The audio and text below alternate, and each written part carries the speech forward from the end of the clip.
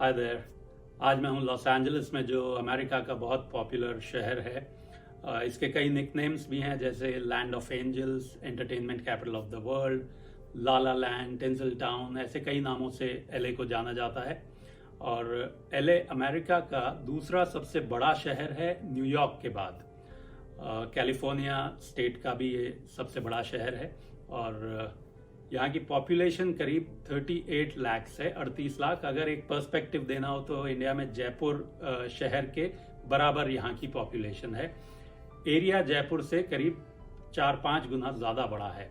जयपुर का एरिया करीब 500 square kilometre है और यहाँ का एरिया 3300 स्क्वायर किलोमीटर, तो ऑलमोस्ट 6-7 गुना ज़्यादा बड़ा एरिया हो गया यहाँ का।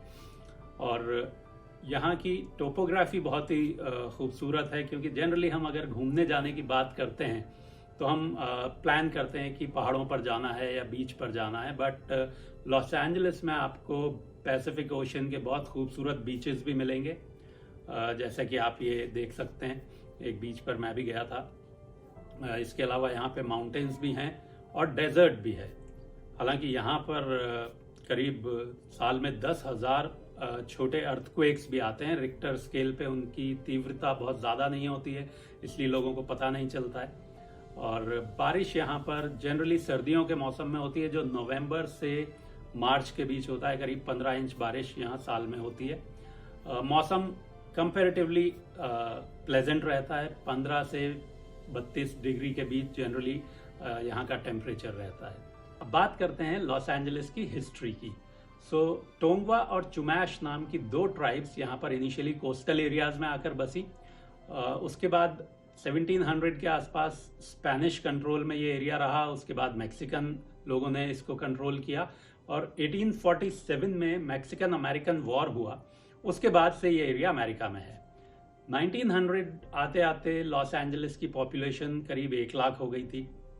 1913 में सदर्न कैलिफोर्निया, जो कि एलए का ही एरिया है, वहाँ पर ऑयल की खोज हुई, ऑयल मिला और उसके बाद से यहाँ काफ़ी प्रॉस्पेरिटी भी आई।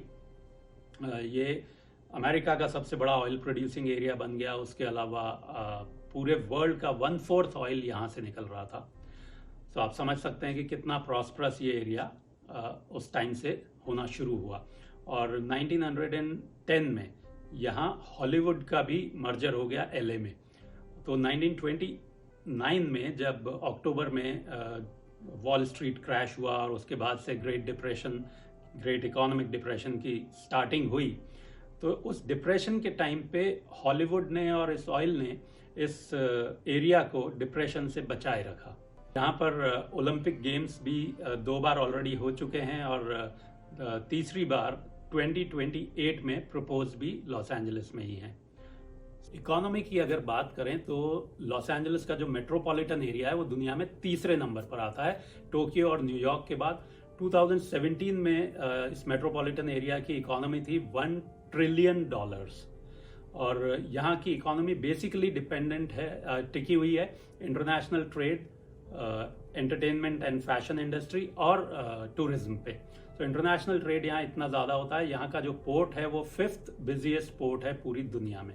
और एंटरटेनमेंट इंडस्ट्री तो हॉलीवुड की वजह से है ही। हॉलीवुड में जो पैरामाउंट स्टूडियो हैं, यूनिवर्सल स्टूडियो है, वार्नर ब्रदर्स हैं, तो ये मेजर बड़े नाम हैं दुनिया के, जहाँ पर फिल्में कई सालों से बनाई जा रही हैं। करीब 110 साल हो गए हैं यहाँ पर।